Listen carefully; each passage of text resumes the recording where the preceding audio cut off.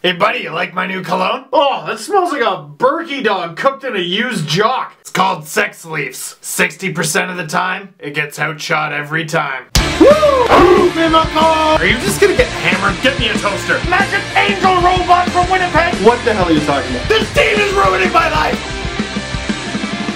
I'm just kidding, I went to the gym and haven't showered yet. Rise, Tank Nation! Frank the Tank! Leafs lose 4-2 to the Florida Panthers and at least have a shot at a better draft pick. Drew McIntyre gets to start his first career NHL start. It would have been nice for him to get the win, though. I guess I hang the third goal on him, because who gets beat by a wraparound these days? But for the most part, great performance and no help from the Leafs. Which is weird, because that happened to Reimer, too.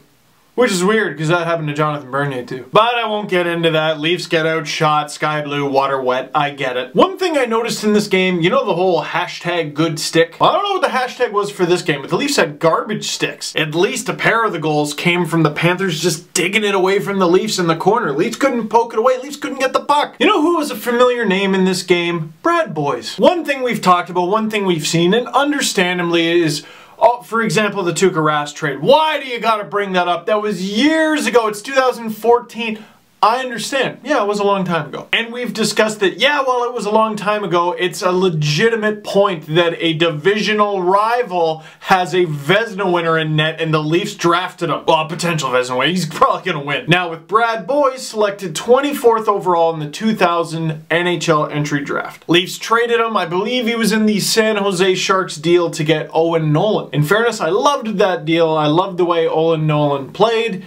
But the sins of your past can ripple for years. And while Nolan was good, it was that whole mantra back then that the Leafs had for a very long time of just buying your way to being at least somewhat of a contender, buying your way to the semifinals, maybe even the conference finals. And it's not that Brad Boyes would have been amazing for the Leafs. He had like, what, 2 really good NHL seasons and everything since then's been kind of adequate. But the pick after him was Steve Ott. Say what you want about Steve Ott, but he does bring a lot of the things that the Leafs lack. A couple picks later, there was Brian Sotheby, who now writes for the OilersNation.com. I just thought I would bring that up. A few picks later, LA Kings Corsi God, Justin Williams. He plays on their first line. And if you ho-hummed at the 3 names that I just said before, Niklas Kronwall. Now, drafting can be a bit of a crapshoot, and really, you only have an educated guess how these guys are going to go.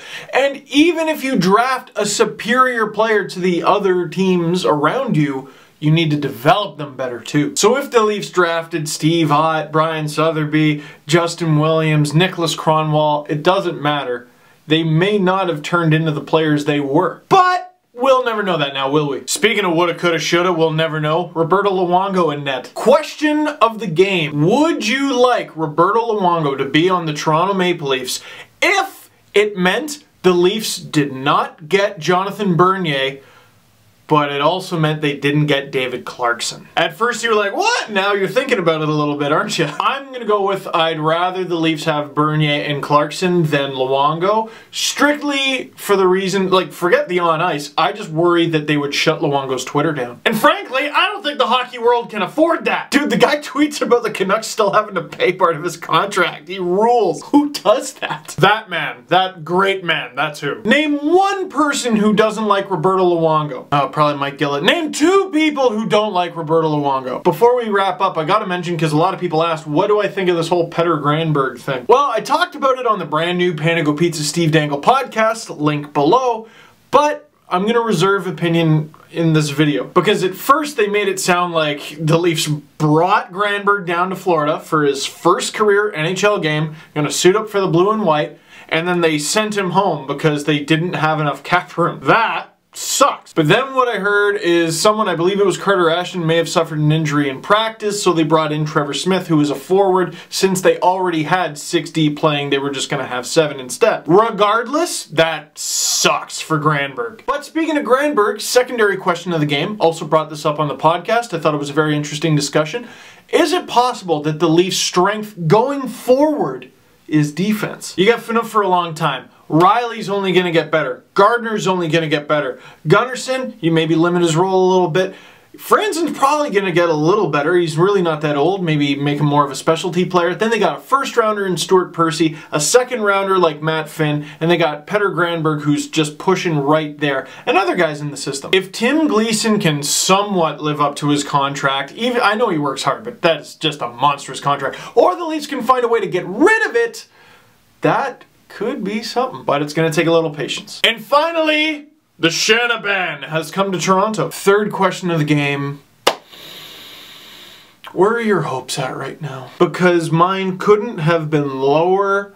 And then they do this, and I start going, hey, I like that decision. And then I start reading things like he might bring in a guy like Chris Draper, who went to my elementary school. First ever athlete I got an autograph from. Kurt Maltby. The Red Wings were my second team for a long time as a kid, and Draper and Maltby were, oh. And then Shanahan, oh. And they might replace Randy Carlyle with Pete DeBoer, oh. I should know better. I know this team's just gonna let me down again, but damn it! I'm intrigued by all of those potential moves if they actually happen. And one of them already did happen with the Shanahan thing. My hopes are like the WWE's Undertaker. He's lying on the mat, you think he's done, when all of a sudden... And speaking of the Undertaker, one last thing. I talked about how the Wings were my second team for a long time as a kid. Hockey and wrestling were just 1 and 2 neck and neck when I was just a little boy. And one of the heroes of the era where I was that young, the Ultimate Warrior. And he finally comes back and gives that awesome speech on Raw. Speak to me, Warriors! And for the first time in years, I'm like, yeah, wrestling! And then he passes away. It's a damn shame. It's a damn shame. But at least he got to say goodbye, right? There's really no consolation for that. So final question of the game. There's been a bunch. Who were your favorite entertainers as a kid? And you can say a hockey player. I found Felix Potvin very entertaining. That's it for this one. Thank you very much for watching. Click like if you like this video. Click subscribe if you really liked it. Check out the link for the brand new Panago Pizza Steve Dangle podcast. And next game, Game 82, the last LFR of the season before the playoff videos start.